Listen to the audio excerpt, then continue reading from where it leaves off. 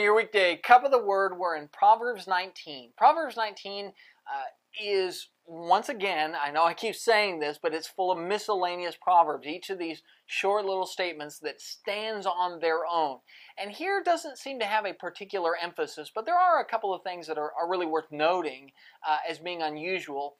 Verse 7 is a particularly one that can throw people because it talks about the idea that poverty makes people look differently at you and that people tend to look down on poor people. We have to remember when you read a proverb like that God isn't saying that that's the way it ought to be. He's just simply saying that's the way it is. If you go to the New Testament, you can see that in the church, we shouldn't have any partiality or respect of persons. We shouldn't treat rich people different than poor people. But realistically, in life, it is true that people treat you differently based off of your income level and the amount of money you have. So verse 7 isn't saying this is the way it ought to be. It's simply saying this is the way it is, and a wise person recognizes that there is a certain way that life works. This also, we'll see in this chapter, talk a lot about the power of discretion, and particularly discretion in a wife. Discretion is the idea of knowing when to speak and knowing when to shut your mouth, knowing when to think twice before telling somebody something, and knowing the difference between casual conversation and gossip. Discretion is a powerful, powerful tool in being the kind of person that God would intend us to be, and it's also a powerful tool in staying out of trouble and keeping friends.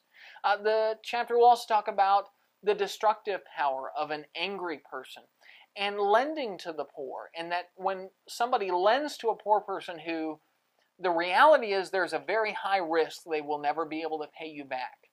When somebody does that, it is as if you are lending to God Himself. And that's the way God views it, is that you're showing kindness towards somebody who's in need, not as necessarily an investment sort of thing. It's an act of compassion and kindness.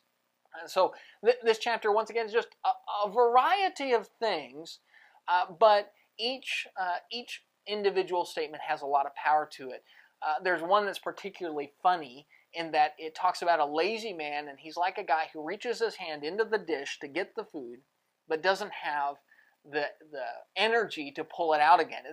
Laziness is interesting in that it's not about the availability, but the drive. And so even if the food's available right there in the dish, he's not going to pull it out because he doesn't have the internal self-motivation to work hard.